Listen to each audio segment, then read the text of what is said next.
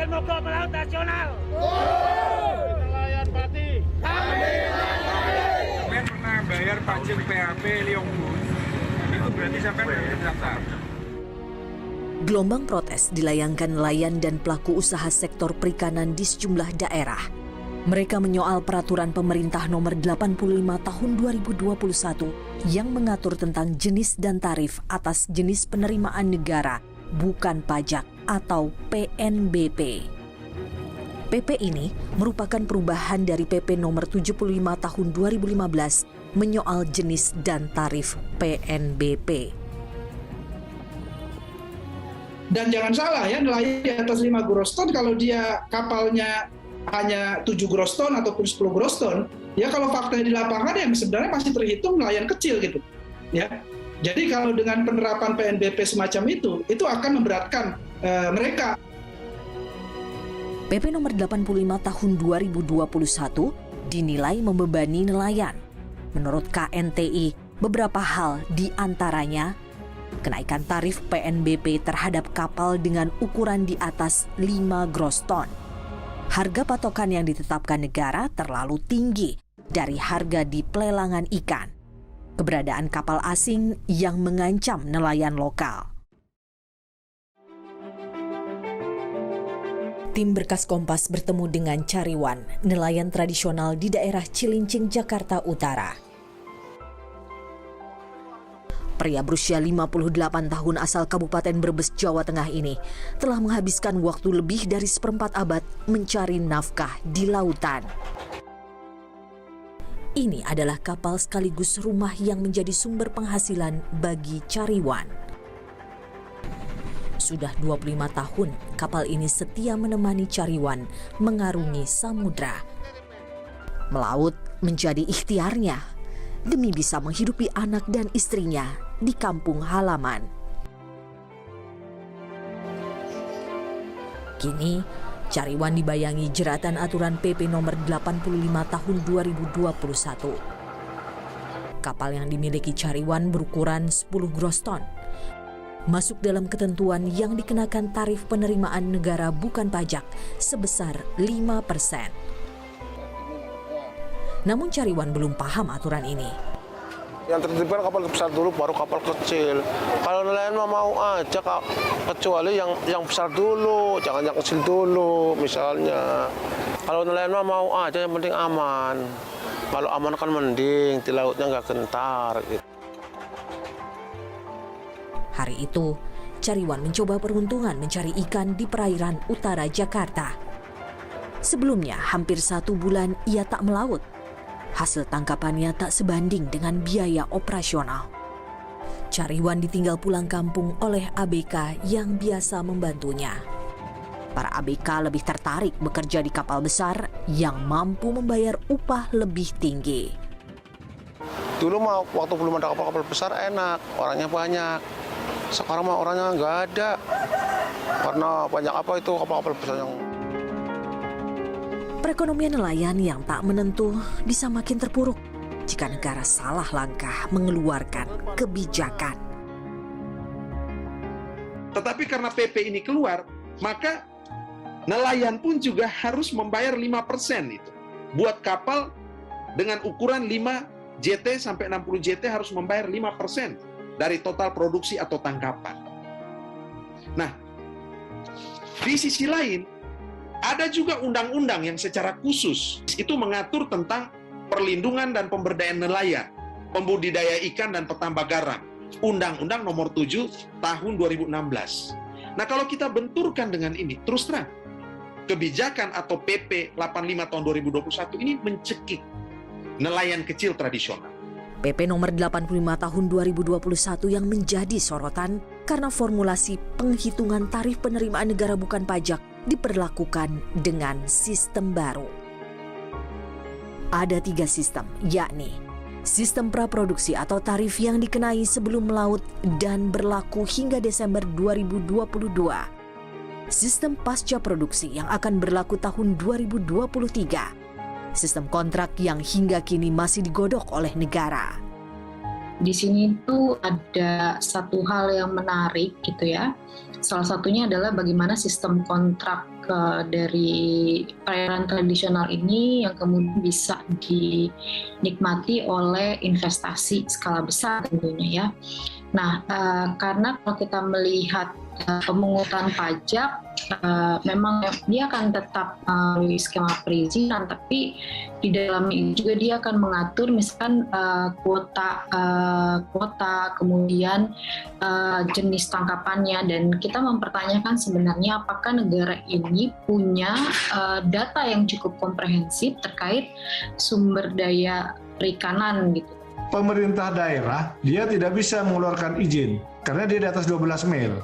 Kalau kapalnya oke di bawah 30 JT, tapi dia beroperasi di atas 12 mil. Pemerintah daerah tidak berani mengeluarkan.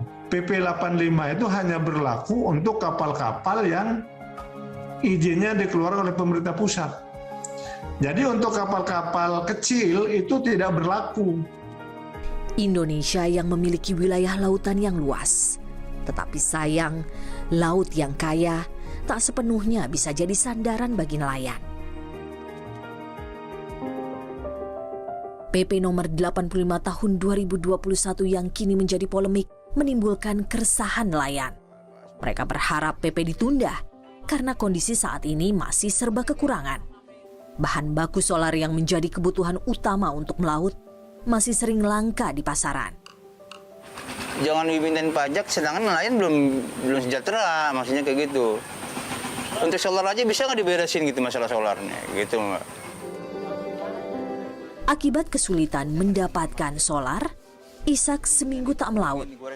Kapal 100 gross ton miliknya harus bersaing mendapatkan bahan bakar dengan kapal-kapal besar. Tak melaut artinya tak punya pendapatan. Di mana negara saat para nelayan kecil membutuhkan bantuan dan pasokan bahan bakar untuk melaut? Nggak ada bantuan subsidi, maksudnya bantuan solar itu ya? Nggak ada. Nggak ada gitu. Kita cuma minta itu aja, nggak perlu kita istilahnya bantuan dikasih itu nggak perlu kita. Yang penting kita beli, tolong dipermudah aja gitu. Hidup nelayan lekat dengan kemiskinan. Kesejahteraan rasanya masih jauh di angan. Meski begitu, di tengah persoalan yang mendera, para nelayan tak berhenti berjibaku menantang gelombang kehidupan.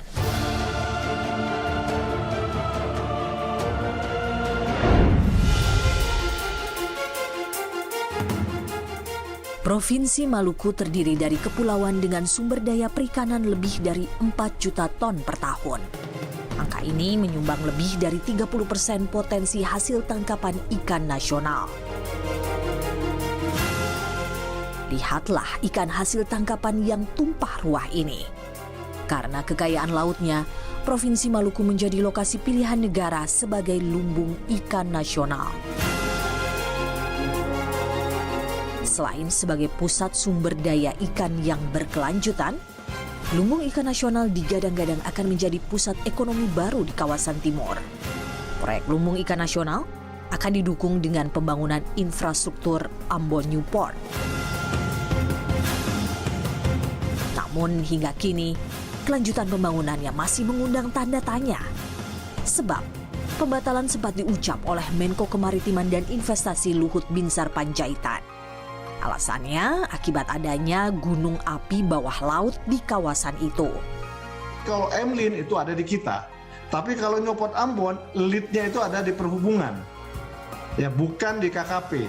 Nah, kemudian dikoordinasikan oleh Menko Marves. Nah, jadi atau tidaknya itu tergantung kepada dua institusi tadi. Nah, kami mensupport. Nah, kami akan mensupport kalau misalkan nanti ada investor yang ingin masuk. Selain menyiapkan lumbung ikan nasional, negara juga tengah menyiapkan program penangkapan ikan terukur. Tujuannya sebagai pemerataan kesejahteraan masyarakat dan pembangunan di Indonesia. SKPT sudah dibangun di banyak tempat, ya 13 tempat dibangun, ya SKPT, Sentra Kelautan Perikanan Terpadu, ditambah LIN yang menjadi pusat perikanan di Indonesia Timur.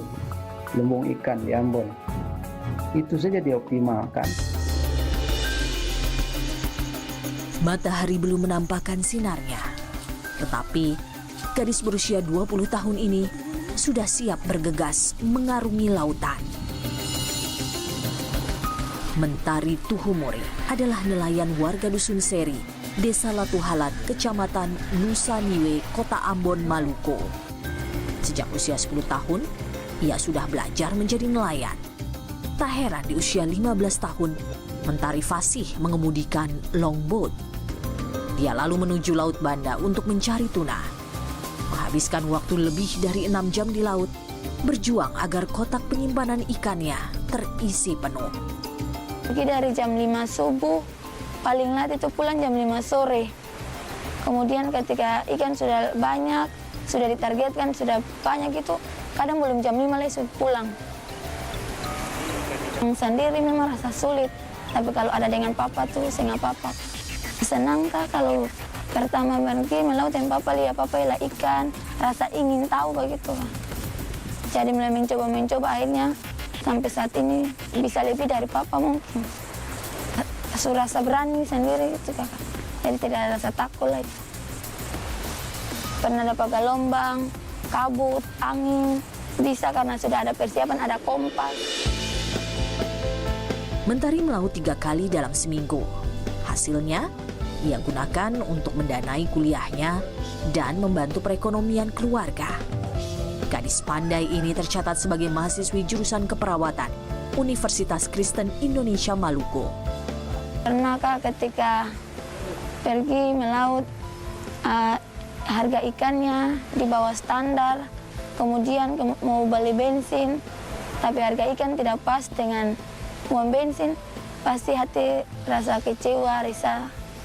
Ketika sudah pas waktu untuk mau bayar uang semester, kemudian papa dan mama tidak ada uang, tapi papa bilang, Menti bisa ikut papa melaut, supaya bisa dapat rezeki, karena papa bilang, perempuan itu di laut itu rezeki. Mencari ikan di laut menjadi satu-satunya sumber penghidupan keluarga Mentari. Pekerjaan turun-temurun dari sang ayah yang kini ia lanjutkan. Berpuluh-puluh tahun menjadi nelayan, ayah Mentari menyatakan tidak pernah mendapat perhatian dari negara. Kadang-kadang ini bagi salah sasaran. Sebab ketemu di sini nih kemarin dana desa tuh yang bagi itu per 2 orang saja. Beta saya sampai sekarang ini bantuan rumah pernah dong foto, sampai sekarang saya pernah dapat. Kebijakan negara dinilai masih belum berpihak pada nelayan tradisional, membuat nasib mereka merana di laut yang kaya. Berdasarkan hasil jajak pendapat Litbang Kompas, masyarakat menilai sejumlah masalah pokok kemiskinan nelayan saat ini masih menjadi persoalan. Lebih dari 35% responden berpendapat bahwa tidak adanya modal menjadi persoalan kemiskinan yang paling banyak dialami oleh nelayan. Diikuti dengan persoalan kurangnya perhatian dan perlindungan dari pemerintah. Demi meningkatkan perekonomian nelayan, pembangunan infrastruktur teknologi yang memudahkan melaut disiapkan negara. Bagaimana perkembangannya?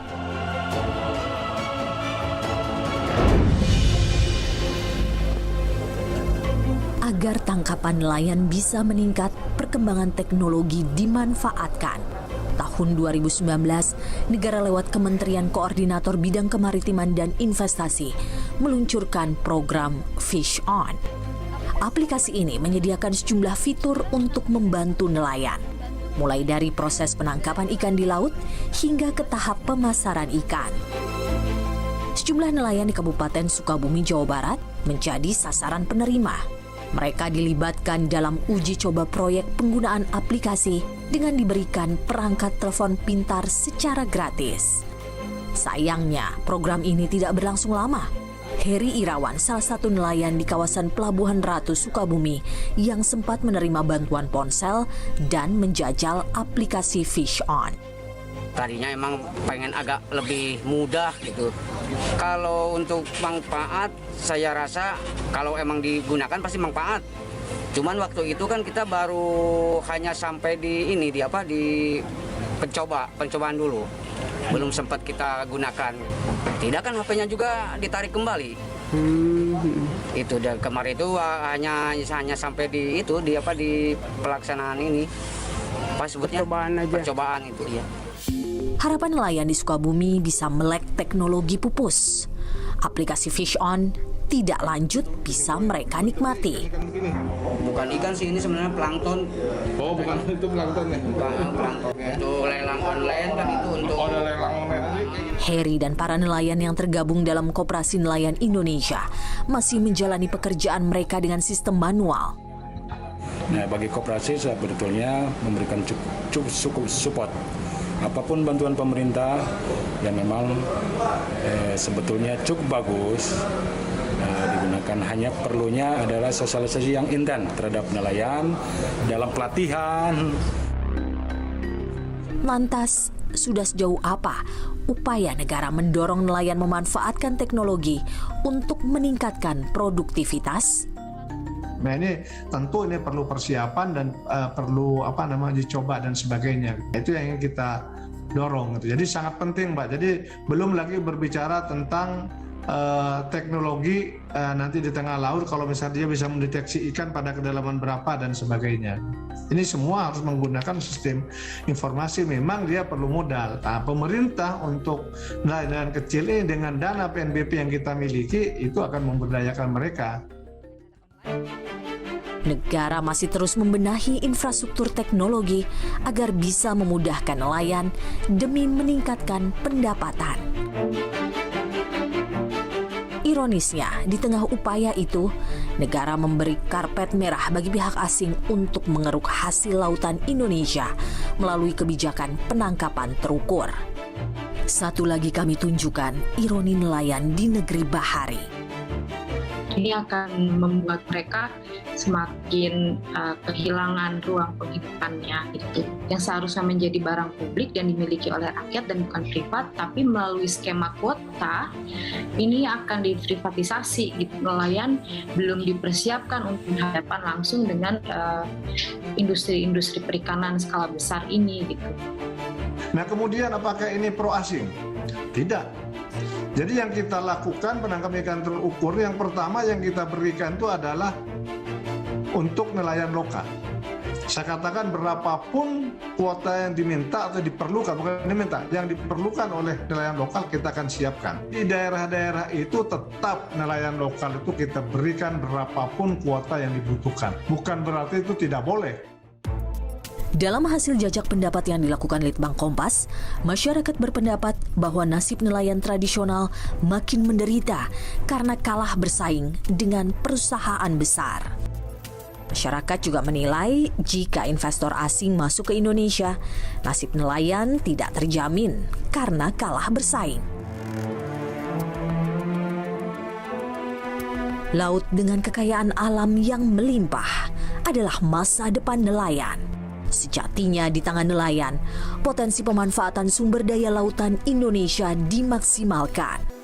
Minimnya perhatian negara terhadap nelayan membuat potensi laut tak bisa menyejahterakan nelayan. Ini nelayan itu merupakan satu profesi yang sangat penting ya bagi negara ini. Berkontribusi pada 54% ya asupan protein yang dikonsumsi oleh masyarakat di Indonesia. Sementara ya kondisi nelayan-nelayan kecil di Indonesia saat ini itu masih berada pada kondisi yang boleh saya katakan ya cukup mengenaskan. Lantas apa harapan para nelayan? Inginnya sih ya ingin dibantu gitu kan. Ada bantuan dari pemerintah, saya kan senang gitu kan. Ini nggak ada sama sekali. Ya, harapannya harus bebas kan, beli solar buat nelayan bukan buat jual. Katanya nelayan cilik ya ada bantuan apalah. Si pensiun. Tapi kalau pensiun mau makan apa? Orang yang kerja saya sendiri. Belum ada yang bantuin.